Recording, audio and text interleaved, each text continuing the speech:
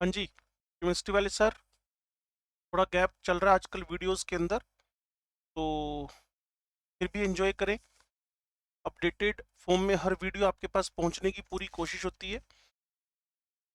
Channel को subscribe करें, share करें, लाइक जरूर करें। ये हमारा ऑर्गेनिक केमिस्ट्री का जो हेलोजन कंटेनिंग 12वीं क्लास का टॉपिक रहता है ये वैसे। तो इसमें हम प्रीवियस ईयर क्वेश्चंस उठा रहे हैं। पहला क्वेश्चन हम 2021 का उठा रहे हैं। क्वेश्चन में उसने सोडियम प्रोपेनोएट दिया हुआ है और पूछ रहे हैं कि NaOH के साथ मैं यहाँ क्या रखूं, हीट देने पर थेन बन जाए। तो ये सीधी सीधी डी कार्बोक्सिलेशन की रिएक्शन है। सीधी सीधी डी कार्बोक्सिलेशन की रिएक्शन है। और डी कार्बोक्सिलेशन में हम CaO और NaOH यूज करते हैं।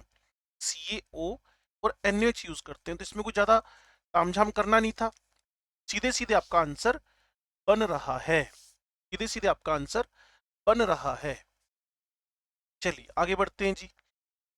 फिर हमें 2020 में क्वेश्चन पूछा गया, थोड़ा सा फोकस रखिएगा। क्या ये सब चीजें एनसीईआरटी पे हैं या नहीं है। Elimination reaction of two bromopentane to form pent two ene. अगर आपको टू ब्रोमोपेंटेन से पेंट-टू-इन बनाना है, ये अल्फा, ये बीटा, ये बीटा, और आपको अगर टू पेंटीन बनाना है मतलब इस साइड में, तो ये तो मोर एल्काइलेटेड एल्कीन हुआ। तो मोर एल्काइलेटेड एल्कीन ये बीटा एलिमिनेशन है, बिल्कुल है जी, अल्फा बीटा एलिमिनेशन है। उसने कहा जी ये सेटजेव रूल को फॉलो कर रहा है, बिल्कुल कर रहा है जी। फिर डी हाइड्रोहेलोजिनेशन है, हाँ जी है। मान लो थर्ड ऑप्शन आपको पता है, तो ये तो कट गया। ये बीटा एलिमिनेशन है, तो कहीं ना कहीं ये भी कट गया। अब आपके पास बचता है 1 2 3 और 1 3 4। सेकेंड नंबर कह रहा है ये सेटजेफ रूल, ये जेटसेफ सेटजेफ का ही नाम है और एनसीईआरटी इस नाम को लिखती है। क्या ये डिहाइड्रेशन है, तो चौथा जहां है वो कट गया। तो बड़ा सिंपल पेपर रहेगा, लेकिन थोड़ा सा आपको इंटरेस्ट के साथ चीजों को सीखना है। चलिए आगे बढ़ते हैं। क्वेश्चन नंबर 3 की तरफ चलेंगे। ये लो जी, 2016 का क्वेश्चन है। हमें कहा गया थोड़ा सा 2016 और 15 में थोड़ा आउट ऑफ बॉक्स क्वेश्चन थे, चेक कर लेते हैं क्या इतना आउट ऑफ बॉक्स था या नहीं था। और तो फॉलोइंग रिएक्शंस, ये वन ब्रोमोप्रोपेन है, इसको KOH दिया और ये एल्कीन बना गया, तो पक्का ये एक एल्कोहलिक KOH रहा होगा। फिर ये एक आपके पास आइसोब्यूटाइल ब्रोमाइड है, इस पर KOH लिया, एल्कोहल बन गया, पक्का ये एक्वस रहा होगा। इन्होंने क्या किया, नेक्स्ट में थर्ड में ब्रोमीन ऐड कर दिया, पक्का ये पक्का एडिशन रिएक्शन, एल्कीन की रिएक्शन है, bromine CCl4। Which of the following statement is correct. पहला एलिमिनेशन है, हाँ जी बिल्कुल एलिमिनेशन है। सेकंड सब्स्टिट्यूशन है, हाँ जी बिल्कुल। और थर्ड एडिशन है, बिल्कुल है जी। तो अगर वो करेक्ट पूछ रहा है तो सीधा सीधा आपका पहला आंसर आ गया। थोड़ी सी अगर चीजों की आप समझ रखते हैं हल्की फुल्की, तो फिर PMT आपको साथ साथ में क्वेश्चन के थ्रू हेल्प कर रही है, तो इसका पहला आंसर ही बन गया है। चलिए 2008 में आया, इन SN2 substitution reaction of RBr chloride dimethyl formamide एक ऐसा नॉन पोलर, थोड़ा मेरी गलती, पोलर प्रोटिक की जगह पर अप्रोटिक सोलवेंट आपने बोलना है, पोलर अप्रोटिक। तो Br हटकर Cl लगेगा, लगेगा जी। Which one of the following has the highest relative rate. तो जहां भी SN2 पूछ ले, जहां भी SN2 पूछ ले, तो जो कार्बन है उस पर पॉजिटिव चार्ज बहुत ज्यादा होना चाहिए। तो जी इस इथाइल ने पॉजिटिव इंडक्शन दिया, यहां प्लस चार्ज कम हो गया। आइसोप्रोपाइल ने दिया, प्लस चार्ज यहां भी कम हो गया। टर्शियरी ब्यूटाइल ने और कम कर दिया। सीधा सीधा आंसर है जो प्राइमरी में सबसे इजीएस्ट, सबसे सिंपलेस्ट प्राइमरी है, वो आपका आंसर बनवाएगा। तो इसका आंसर आपका डी बनता है। इसका आंसर आपका डी बनता है। तो SN2 में कौन फास्टेस्ट चल रहा है ये पूछा गया था, उसका आंसर आपका D. Aprotic solvent, like DMF dimethyl formamide SN2 के लिए फेवरेबल है, SN2 के लिए। और SN2 में एक ही बात बार बार बोलता हूं बच्चों को मैं, कि जब आपने किसी एल्काइल हैलाइड का SN2 करवाना हो तो कार्बन पे पॉजिटिव चार्ज जरूर देख लें।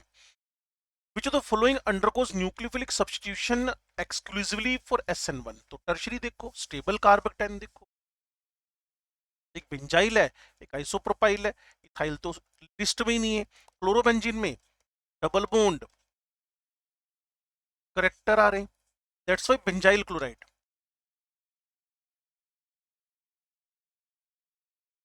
सीधा सीधा आपका अगर SN2 भी पूछता ना तब भी आपका आंसर यही 1 ही आना था, क्योंकि बेंजाइल क्लोराइड SN1 SN2 दोनों के लिए बेस्ट है, SN1 SN2 दोनों के लिए बेस्ट है। ठीक है जी। फिर अभी देखना ही होता है ना स्टेबल कार्बोकेटाइन कौन बनाएगा।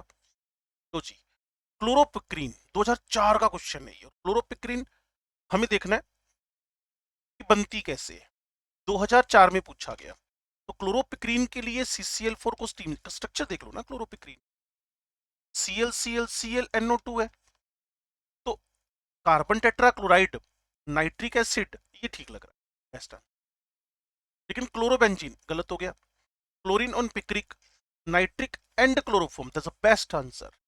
मैंने यहां देखा नाइट्रिक नाइट्रिक ठीक है, क्लोरोफॉर्म क्लोरोबेंजीन लिखा, और क्लोरोफॉर्म का H उड़ाना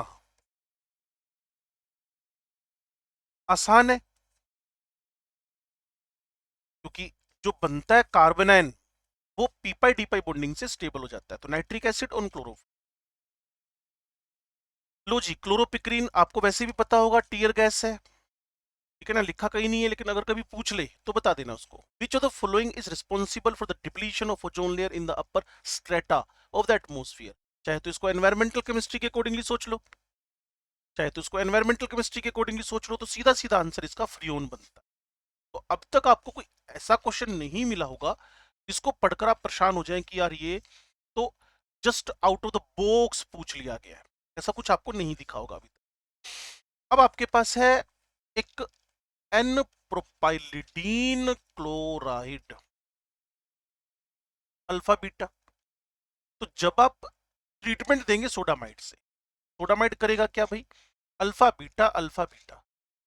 तो अल्फा Cl बीटा से H, अल्फा से Cl बीटा से H, सीधे सीधे आप जहां पहुंचने वाले हैं वो है डी हाइड्रोहेलोजिनेशन से बनने वाला, 2002 का क्वेश्चन आज से 20 साल पहले, डी हाइड्रोहेलोजिनेशन से बनने वाला एल्काइन। ठीक है जी। तो चेक कर लेते हैं एक बार भाई साहब क्या कह रहे हैं। चलो जी, तो फाइनल आंसर प्रोपाइन बन गया। ये डाई हेलो एल्केन्स की वो रिएक्शन है जहां सोडामाइड की प्रेजेंस में डी हाइड्रोहेलोजिनेशन हुआ। तो जी एक 2002 का और क्वेश्चन, जब CPSC PMT हुआ करती थी, Cl हटकर Cn आएगा, इसको SN रिएक्शन, इतना चैप्टर आपने पढ़ रखा होगा तो आपके लिए आसान है।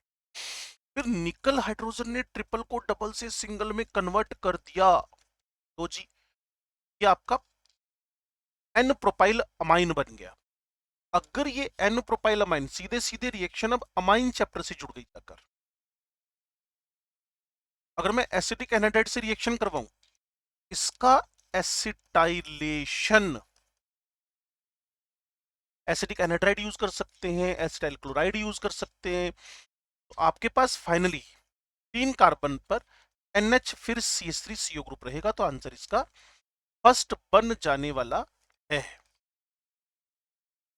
लो जी डीहाइड्रोहेलोजिनेशन चाहे SN1 हो, चाहे SN2 हो, चाहे E1 हो, चाहे E2 हो, उसमें से E1 E2 डीहाइड्रोहेलोजिनेशन की बात करता है। तो जब डीहाइड्रोहेलोजिनेशन एलिमिनेशन की बात चले, जब डीहाइड्रोहेलोजिनेशन एलिमिनेशन की बात चले, पक्की बात है good leaving group, good leaving group, good leaving group, तो हमारा आंसर बी आ जाएगा। तो मैं फिर आपसे कह रहा हूं अगर चैप्टर को थोड़ा सा ध्यान से रीड कर लो तो गारंटीड आप किसी भी क्वेश्चन में फंसने वाले नहीं हो।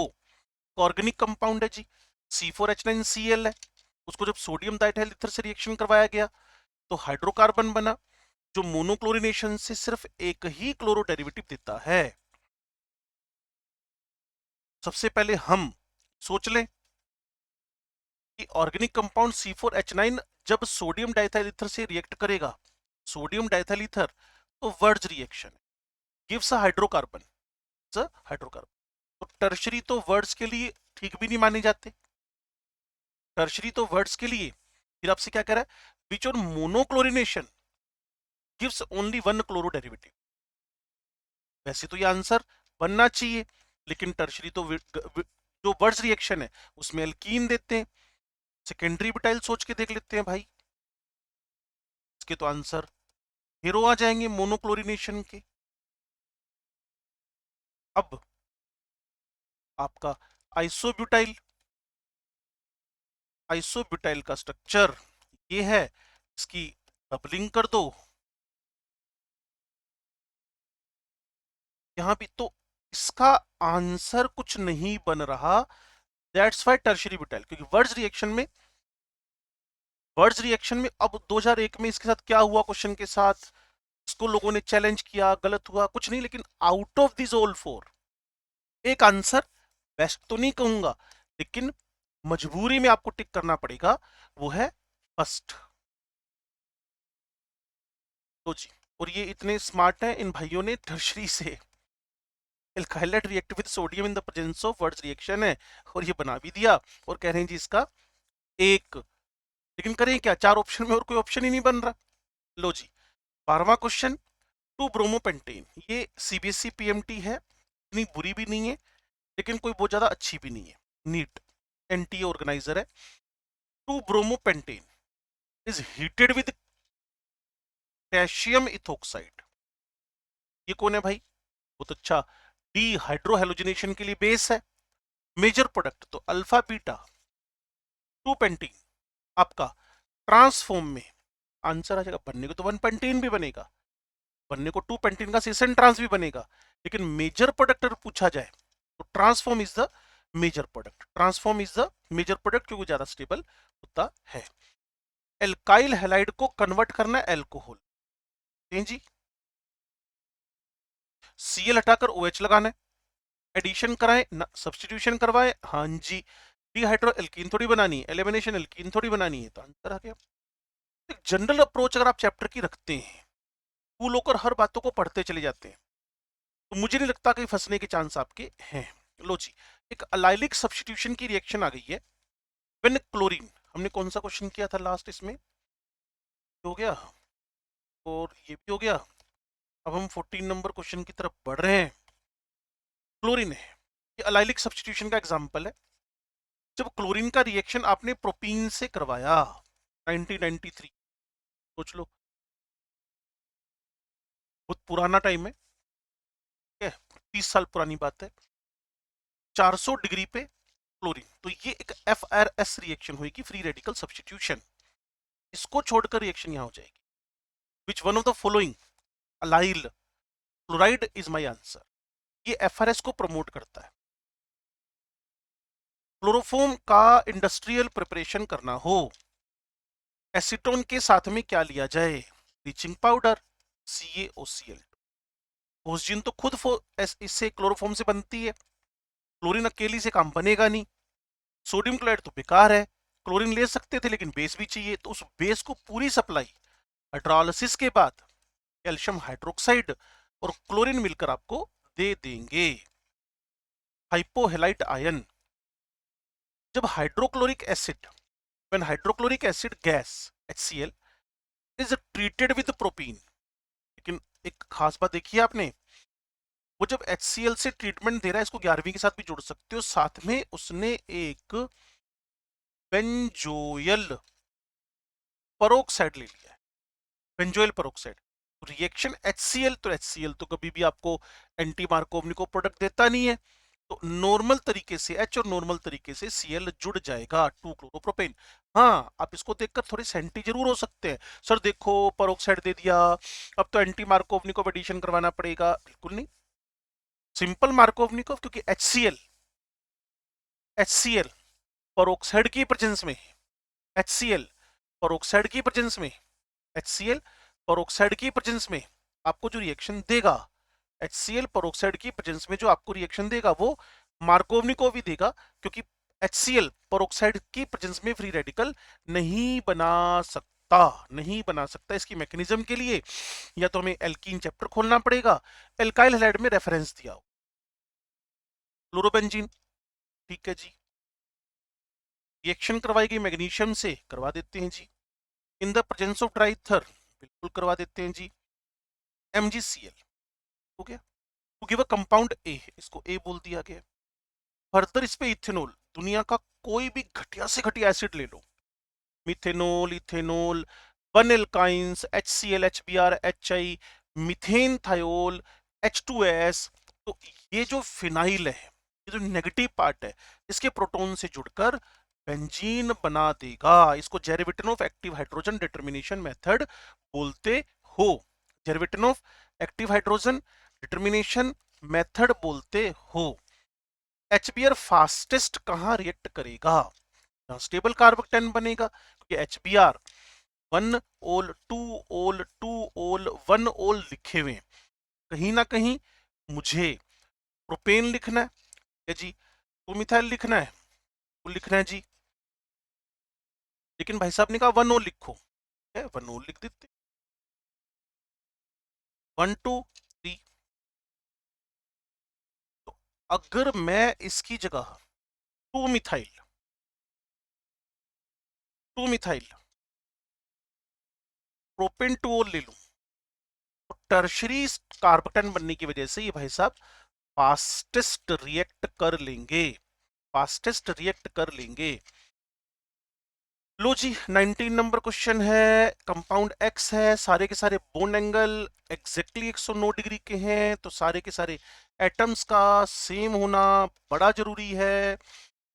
लो जी, 31 साल पहले क्वेश्चन आया, तो जब भी कोई डिफरेंट एटम आ जाएगा तो थोड़ा बोन एंगल में फर्क तो पड़ेगा। Your answer should be CCl4, your answer should be CCl4।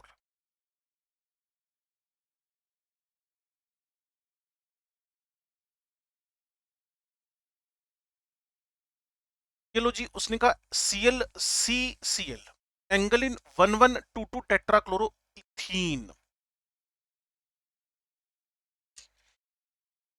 1122 tetrachloro ethene and tetrachloromethane. अब ज्यादा सोचने के लिए आपके पास कोई बचा ही नहीं कि कार्बन sp2 हाइब्रिड है, दैट्स व्हाई एंगल इज 120, 90, 109, सीधा सीधा आंसर। और मीथेन में तो 109 डिग्री भी ऊपर वाला क्वेश्चन पूछा आपने, 3 साल पहले आया था, 1991 है, तो 1988 है, 88। लो जी, ओजीन, ये आपका क्लोरोफॉर्म के ऑक्सीडेशन से बना हुआ है। लो जी, कार्बोनिल क्लोराइड इसका कॉमन नेम है। अब हेलोरिन्स की तरफ बढ़ते हैं, और टोटल हमारे पास 31 क्वेश्चन ही थे। मैं इसलिए बार बार बोलता हूं, आपको एनसीईआरटी के हेलोल्केन हेलोरिन को प्रॉपरली फोकस करके 5-5 6-6 बार पढ़ लेना चाहिए। Major product of the following chemical reaction is, major product, H ने ये क्या दे दिया, पेरोक्साइड, और HBr और दे दिया, जस्ट उल्टा अटैक करवाओ, H यहां अटैक, Br यहां अटैक हो जाएगा, तो आपका आंसर Br जहां कॉर्नर पे, वो आंसर आपका बन गया। तो बकवास है।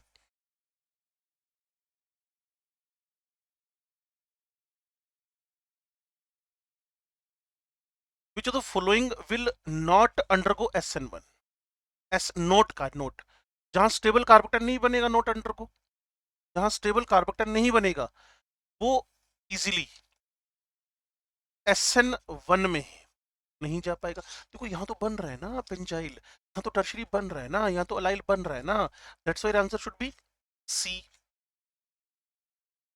Next question number 20, compound C7H8, और जब भी 7 कार्बन हो, 6 से ऊपर हो, तो बेंजीन रिंग आराम से सोच लेनी चाहिए। तो मे बी ये एक कार्बन एक्स्ट्रा बच गया तो टोलू ही नहीं हो। क्लोरीनेशन करवाया गया, वो भी 3 बार, और हीटिंग से है, तो फ्री रेडिकल सब्स्टिट्यूशन रिएक्शन हो जाएगी। ब्रोमीन एक इलेक्ट्रॉन विड्रॉइंग ग्रुप बन गया, अब ये मेटा डायरेक्टिव है, तो ब्रोमिनेशन मेटा पे हो जाएगा, तो की बात। अब जिंक से रिडक्शन करवाना है, जिंक से जब रिडक्शन करवाएंगे तो एक तो हम सोच लें कि 3 ब्रोमो 2,4,6 ट्राइक्लोरो, ये तो एक ही जगह आ रहा है। और उसने कहा जी ऑर्थोब्रोमो, मेटाब्रोमो एंड पैराब्रोमो। एक बार फिर सोच ले कि C7H8 था, हो गया, अपने आप ये टोलुइन है। क्लोरिनेशन करवाया तो लाइट की प्रेजेंस में यही होएगा लगातार। मेटा डायरेक्टिव होने की वजह से यहाँ आपके पास Br आ गया। तो अगर कोई बोलेगा मेटाब्रोमो टोलुइन, तो टोलुइन में तो थोड़ा गलती हो जाएगी ना। चेक करें कहाँ मिस्टेक कर रहे हैं हम। मेटाब्रोमो बेंजो ट्राइक्लोराइड, इन्होंने प्रोडक्ट क्या रखा, 3 ब्रोमो। ऑप्शन ही नहीं है इसमें कोई। मेटाब्रोमो टोलुइन तो बिल्कुल बकवास ना हो गई है। मेटाब्रोमो ठीक है, लेकिन benzo trichloride is the best answer. इन्होंने सॉल्यूशन में वही बनाया हुआ है। तो ठीक थे हम लोग, आगे चलते हैं। 5-6 क्वेश्चन है, थोड़ा तसल्ली से सुनते रहो, कोई लंबी वीडियो भी नहीं है।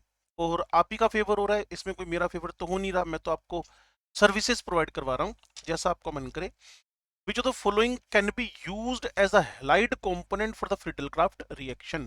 Halide component, clear. तो आइसोप्रोपाइल, इनमें तो डबल बॉन्ड करेक्टर है, इनका तो यहां से बॉन्ड फिशन करवाना इम्पॉसिबल कैटेगरी में जा रहा है। In which of the following compound the carbon chlorine bond ionisation shall give most stable carbonium. ये आपका सेकेंडरी है, ये आपका टर्शरी है, ये आपका बेंजाइल है, यहाँ आपके पास नाइट्रोथाइल है। तो भूल जाओ आप। तो जब भी कभी आपसे बेंजाइल और टर्शरी ब्यूटाइल की बात चलेगी, तो बेंजाइल हाइड्राइड एफिनिटी के बिहाफ पे कंपेरेटिवली मोर स्टेबल स्ट्रक्चर माना जाता है।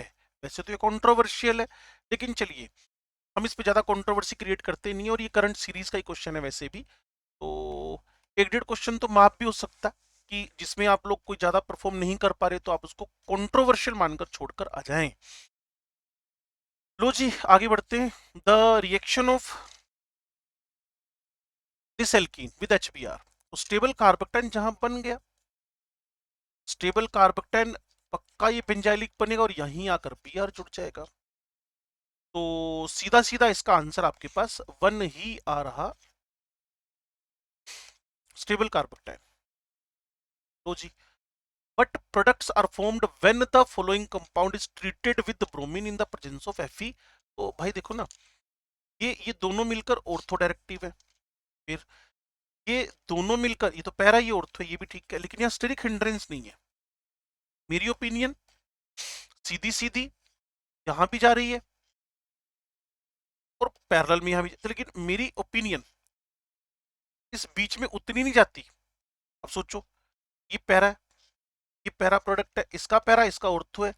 तो अभी तक हम देखें तो ये वाला आंसर और इस आंसर में जहां स्टेरिक हिंड्रेंस के चांसेस, क्योंकि मुझे जो दिख रहा है इनमें, इन दोनों में कोई फर्क नहीं है। और अगर मैं देखूं, ये मिथाइल, ये मिथाइल, ये ब्रोमो लग गया, ये मिथाइल, ये मिथाइल, ये ब्रोमो लग गया। तो कहीं ना कहीं मिथाइल एक ऑर्थोपैरा डायरेक्टिंग ग्रुप है। ऑर्थोपैरा डायरेक्टिंग ग्रुप होने की वजह से इसके मिडल वाले पार्ट को, यहाँ को हमने क्या किया, ऊपर के सारे स्ट्रक्चर में जहां जहां बना वहां वहां इग्नोर किया। इसको मत बनाओ, इसको मत बनाओ। अगली बार उसने पता क्या किया, इसको अवॉइड कर दिया, पैरा पे बनाया और अगले पैरा पे बनाया। तो इसने, इसलिए हमने इस आंसर को चूज कर लिया। सिंपल, ये तो पॉसिबल ही नहीं ना ये वाला, तो क्योंकि ये मेटा पोजीशन पे बना रहा है, क्योंकि ये मेटा पोजीशन पे बना रहा है। तो क्वेश्चन में कोई जबरदस्त तरीके का दम नहीं था। बस आप थोड़ा सा अगर पढ़ के निकले तो आप क्वेश्चन को आराम से उठा पाएंगे। ट्राइक्लोरो एसिटल्डिहाइड CCl3, इसको क्लोरल बोलते हैं आप, ठीक है। और ये 2009 का क्वेश्चन है। क्लोरोबेंजीन से रिएक्ट कर रहा है तो भाई DDT बनेगा। और DDT का फॉर्मूला देखते उठा सकते हैं आप लोग। DDT का फॉर्मूला CCl3, ये राजी, ये DDT का फॉर्मूला है। ठीक हो गया। इसको अगर समझने में इंटरेस्टेड आप लोग, वैसे आप जाए अपनी एनसीईआरटी पे, तो ये दोनों के दोनों पैरा डायरेक्टिव है, chloro chloro ortho para directive, और ये पूरा के पूरा इलेक्ट्रोफाइल पैरा पोजीशंस पे अटैक करके आंसर आपको डीडीटी बनाकर दे रहा है। डीडीटी आंसर बनाकर दे रहा है। ये एसिड चैप्टर यहां लिख दिया गया। ग्रिग्नार्ड के आर नेगेटिव ने सी पर अटैक किया, हाइड्रोलाइसिस किया, तो बेंजीन पर COOH ग्रुप आ गया है। ये एसिड चैप्टर का पार्ट है। चलिए, replacement chlorine of chlorobenzene to give phenol requires drastic condition, पता ही है कि क्लोरोबेंजीन का Cl निकालना अपने आप में वेरी डिफिकल्ट टास्क है। बट क्लोरीन ऑफ 2, ये एनसीईआरटी की पार्ट है। क्लोरो 2, नाइट्रो और ये 4, ये इजी है क्योंकि इन्होंने डबल बॉन्ड करेक्टर को कम कर दिया, इसलिए इसकी रिएक्शन होना आसान है।